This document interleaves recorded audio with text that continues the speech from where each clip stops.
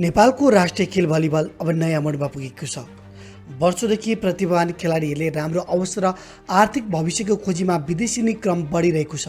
त्यसको प्रत्यक्ष असर राष्ट्रिय टोलीमा समेत देखिन थालेको छ। तर अब एउटा नयाँ आशा भने देखिएको छ।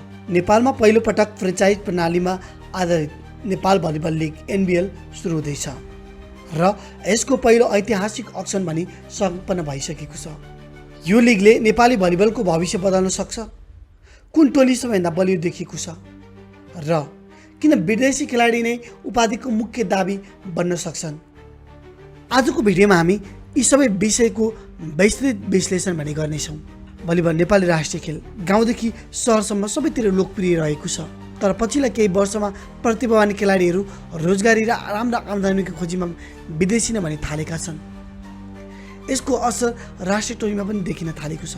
हालै पाकिस्तानमा सम्पन्न काबा पुरुष भलिबल च्याम्पियनसिपमा नेपालले अपेक्षा अनुसार प्रदर्शन गर्न पनि सकेन। अनुभवी खेलाडीको अभाव र नयाँ खेलाडीको बाउले त्यसको प्रमुख कारण मानिएको छ। यही चुनौतीलाई ध्यानमा राख्दै नेपाल भलिबल सङ्घ र केडिया ग्रुपले व्यावसायिक फ्रेन्चाइज लिग सुरु गरेका छन्। पहिलो अक्सनमा देशभरका 127 खेलाडी दर्ता भएका थिए। 6 फ्रेन्चाइज टोलीले कुल 42 खेलाडी अनुबन्ध गरे। हरेक टोलीले क्याटेगोरी एबाट 4 जना, क्याटेगोरी बीबाट 3 जना खेलाडी छनौट गर्यो। यस अघि नै सबै टोलीले आफ्नो मार्की खेलाडी घोषणा गरिसकेका थिए। अब प्रत्येक टोलीमा 3 विदेशी खेलाडी र ट्यालेन्ट हन्टबाट 1 खेलाडी थपिएपछि टोली पूर्ण हुनेछ। अब टिम विश्लेषण गरौँ। अन्नपूर्ण अक्सनको सबैभन्दा भाग्यमानी टोली बन्यो। लकी ड्रबाट 2 खेलाडी पाउँदै टोलीले राजेन्द्र धामी, सुरेन्द्र खत्री, रवि केसी र विवश अधिकारी जस्ता खेलाडी अनुबन्ध गरेर भित्र आयो। कागजमा हेर्दा यो टोली निकै सन्तुलित देखिन्थ्यो। अब खप्तर फाल्कस, धीरज काजी बस्नेत मार्की रहेको खप्तरले सरोज बर्देवा र प्रेम थापालाई अधिकतम मूल्यमा अनुबन्ध गर्यो। टोलीमा अनुभवी र युवा खेलाडीको राम्रो मिश्रण भने देखिन्छ। कर्णाली शिवराज, यदि अक्सनबाट सबैभन्दा सफल टोली भन्नुपर्दा धेरैको रोजाइ हुन सक्छ कर्णाली। क्याटेगोरी एबाट 4 खेलाडी अधिकतम मूल्यमा भित्रिए। निरपराध बस्नेत, विनोद चन्द, सुरज चुनेरा, सरोज चौधरी यिनीहरूको उपस्थितिले कर्णालीलाई बलियो दावेदार भने बनाएको छ। अब यसै गरी काठमाडौँ रेसले लकी ड्रबाट 3 खेलाडी पायो। चिरञ्जीवी खड्का, सन्तोष विक र सन्तोष राईसँगै बलदेव सिंह धामी अनुबन्ध छन् टोलीमा। अक्सनको हिसाबले काठमाडौँ सबैभन्दा बलियो देखिएको छ।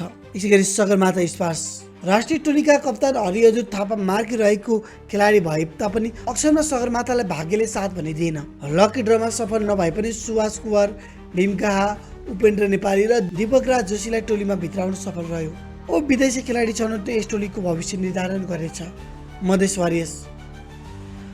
वारियर्सले धनबहादुर भट्ट, सन्तोष महता, राम विनय यादव र राजन थापा जस्ता खेलाडीलाई टोलीमा समेटेको छ। सही विदेशी खेलाडी छनौट गर्न सके मधेस पनि उपाधिको बलियो दावेदार भन्ने बन्न सक्छ। विदेशी खेलाडी किन महत्त्वपूर्ण रहेको छ? अक्सनपछि अधिकांश प्रतिशत एउटै धारणा थियो।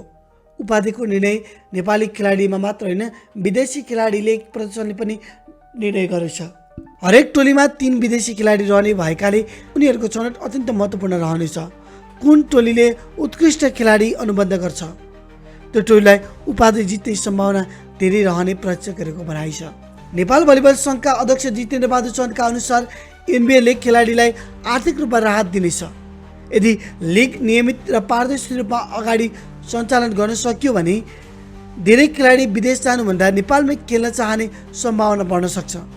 व्यावसायिक प्रतियोगिता, राम्रो पारिश्रमिक र नियमित अवसरले नेपाली भलिबललाई नयाँ उचाइमा पुर्याउन सक्छ। केडिया ग्रुपले नेपालको भलिबल सङ्घसँग 7 वर्षको सम्झौता गरेको छ। पहिलो सिजनका लागि सङ्घलाई 25 लाख रुपियाँ उपलब्ध गराएको छ। आयोजक आश्विन केडियाका अनुसार यो केवल सुरुवात मात्र हो। उनको लक्ष्य नेपालमा दक्षिण एसियाकी उत्कृष्ट फ्रेन्चाइज भलिबल लिग निर्माण गर्ने रहेको छ। अब सबैभन्दा ठुलो प्रश्न रहने विषय भनेको तपाईँको विचारमा नेपाल भलिबल लिगमा उपाधि कसले जित्ला? Annapurna spike, Khaptad falcons, Karnali Shivraj, Kathmandu race, Sagarmatha spurs, Madhesh warriors? आफ्नो रोजाइ कमेन्टमा कमेन्ट गर्न नबिर्सिनुहोला। यस्तै नेपाली खेलकुदको ताजा समाचार विश्लेषण र विशेष भिडियो हेर्नका लागि हाम्रो च्यानललाई सब्सक्राइब गर्नुहोला र भिडियोलाई लाइक गर्नुहोस् र बेल आइकन थिच्न नभुल्नुहोला। अर्को भिडियोमा भेट्ने बाचाका साथमा आजको यस भिडियोबाट हामी बिदा चाहन्छौँ। हवस् त, नमस्कार।